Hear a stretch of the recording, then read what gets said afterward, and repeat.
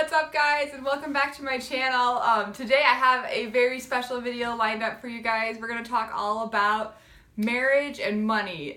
Just stick around for all that. We have tips and all these things for that. It's going to be a really good video today. I'm really excited about. I brought my husband on. Hi. This is Chad. You guys seen him in a few other videos, and we just wanted to bring to you a few things that really helped our marriage where it involved money.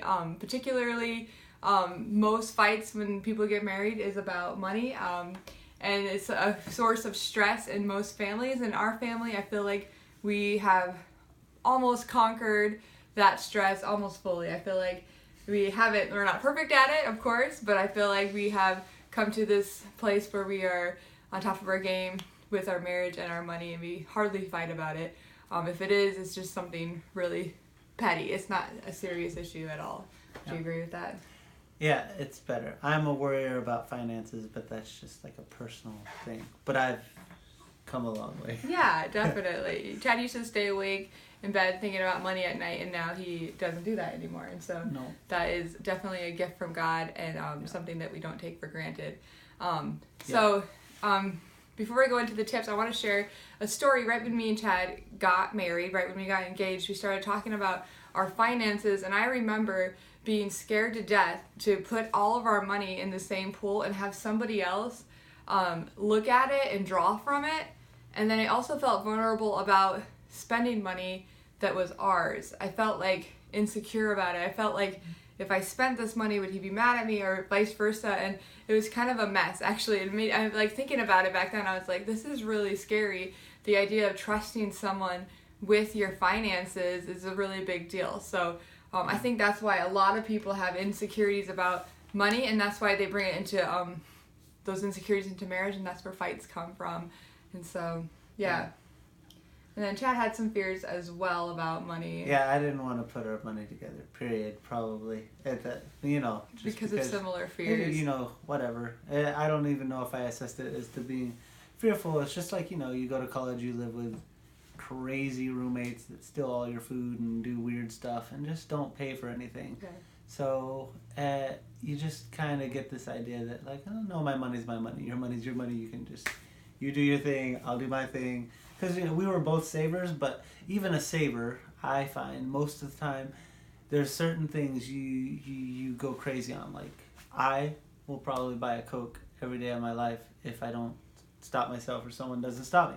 She would buy like coffee like every day of her life. Even savers have issues where they're like they would never spend on like 90% of these things, but then they have this one thing where they're like, dude, it doesn't matter. If I only have $5 and this costs $3, I'm going to spend $3 on this.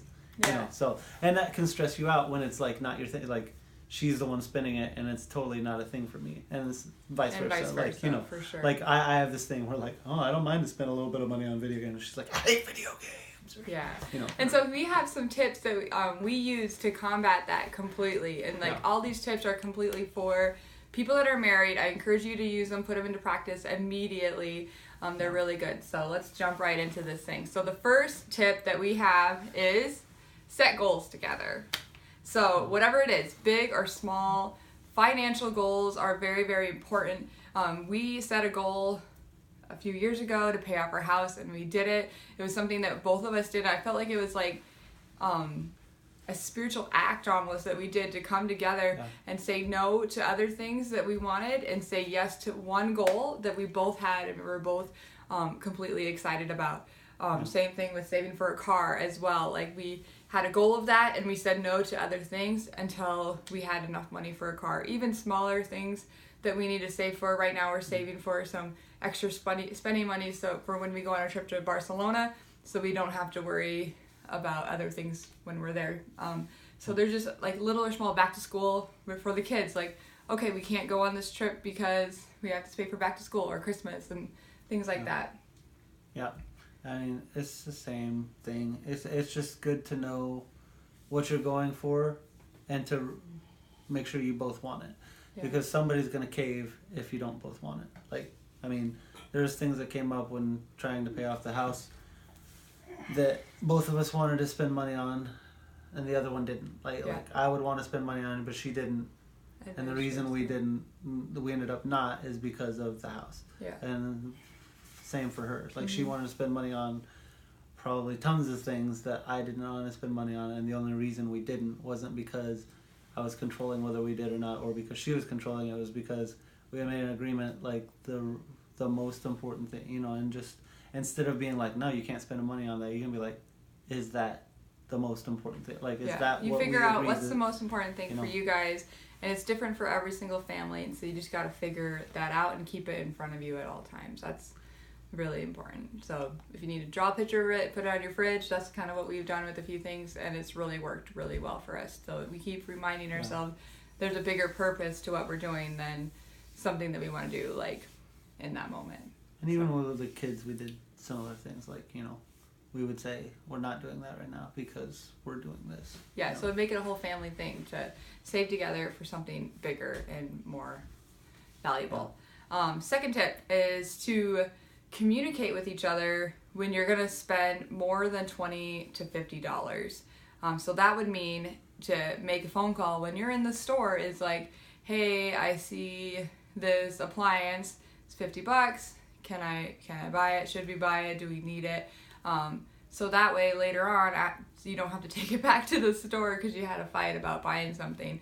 Or if you're thinking about buying something, don't just go out and buy it. Just wait a few days or something that's over that dollar amount and just decide if you're going to buy it. If it's not there, that's too bad, but you'll find something later on if you really, really need it. Yeah. That really helped us a lot. When we first got married, it's probably around $20 that we said that, and now it's about $50 that we probably set it a little higher because there's more room in the budget now for it. Yeah, I think it's just a good idea to talk about what you're purchasing anyway, because even the other day, this was less than a $5 purchase, to be honest, but she wanted to get 2 movies for the kids that we already own. Yeah. So it's just like sometimes you just don't know what you have. Like I ran a daycare for a while. We have a bunch of kids movies or like different things that she's never watched because she wasn't doing the daycare, but like I've seen like a million times. And I know we have, or I just know we have them. Yeah. And so and you're on the same team. Why buy something you already own? Like it's just exactly. You're either gonna have to like take it back, which makes you look weird. And if you feel that weird about it, sometimes you just won't take it back. It's that's me. So I'll just hold on to it so forever. then I have to take it back, and it's just annoying for me because I didn't want to buy it in the first place. Yeah, you just got to get over yourself at some point. But it's good to communicate everything that you're spending money on. It's so important and makes them feel loved. It makes you feel freedom to buy that item without guilt because you guys are both on the same page. Also, if one of you worries about money more, like I would be that one usually. It helps that person know that, like, okay, they're not going to, like, my spouse is never going to come home having made, like, some $500 purchase that I got to, like, Houdini into our finances. It's just, like, it's not worth we have our personal money, and technically, she usually have enough in her personal money, and I usually have, that we don't really have to tell. If it's coming out of her personal money, we don't really have to. We just do it to be nice. That way, because for one, if I'm looking at the finances, I'm like, I know I didn't make that purchase, and it's like $50 to $100. It's not that she can't spend her money, but like it's a store I don't know, and like sometimes like we've had fraud, like so sometimes companies are just taking money from you, and it's good to know that so you can deal with it with the bank really quickly. But like if it was one of us making the purchase, then that's good to know that way you're not calling your bank and being like, somebody's ripping me off, you know. So. Well, and that leads us into our third tip is to each of you needs your own line in the budget that's called personal Chad, personal Winter, or personal husband, personal wife. Like it's very important that you have that line in your account. Yeah. So like every single paycheck you get, like $20 goes to each personal fund, or whatever you set for your dollar amount. Right now we're making decent money, so right now we have $50 every 2 weeks going to that personal line, and then you can spend that money on whatever you want without consulting your spouse about it, because that's your personal money. Yeah. And we normally do consult each other on it anyways because we love each other and we just like talking about our life and like, is this a good purchase? Is this not a good purchase? Just bouncing ideas. Nice. I know. You don't have to. It's like we're not like accountable to each other, but we are, but we're not. It's just nice to have your best friend. Personally, it's personal. It's personal. It's kind of personal. So like we are really close, so we like to talk about it. But that's your free money. You can blow it on whatever you want. If you want to go out and buy a whole bunch of candy, go for it. Like you can. You may still get looks. Like if I went out and bought an Xbox with my money, I would still get looks. You know, because we have 4 kids. What are you doing spending money on an Xbox? And I may or may not have made a promise that I would never own a console before we got married. It's not gonna happen. So that is so important. I really encourage you to do that. And as you make more money, give yourself raises. And at times, if you decrease, if you don't, like if someone lost their job, we started with 25 every 2 weeks. 20, right? Maybe, I don't know. Then we gave a raise to 25, and then it was 50. And now it's 50. She gets raises. I rarely get raises, but when she gets a raise, she thinks we deserve it. Yeah, and that being said, is she probably does deserve kind of like a bonus tip, like 3-point B, you know, whatever you want to call this tip, is like don't if someone makes more money than you in the relationship, don't make that other person feel bad about the fact that you make money, or don't let someone dictate to you. If we were doing that, I would money. Still be at 25 in my personal every 2 weeks, and she would be at like 50 or 75. 75. That's just like when you come to get married, everything goes in the same pot, and you guys are together, and that is solid. It needs to be solid. And I encourage every single married couple to do that, Christian, non-Christian. It's just so important to your marriage to keep that working for you. Yeah. All right, tip number 4. All right, pray about it. Surprisingly enough, God cares about your money, and he cares about where it goes. And me and Chad, we actually were in a church service one time, not sitting by each other, and God spoke to us both in different, about money and about our house, about how we had to pay it off. He spoke to us about that, and he cares about it, and he has a lot to say about your money. He has a lot to say about where you spend your money, because it all belongs to him, and we just steward it. And that's totally biblical. If you're a Christian, that's the most important thing. You need to pray about where you spend God's money. And that was completely the reason we went to pay off the house anyway. Yeah. Because pretty much every advisor or person we trust or respect around us thought it was the dumbest idea ever. Yeah. I mean, most of them were, some of them were okay with it, but they're most of them at least gave you the look of that doesn't seem like the most important thing. The problem is when God says it's when God says it's important to you, it is the most important thing. Yeah.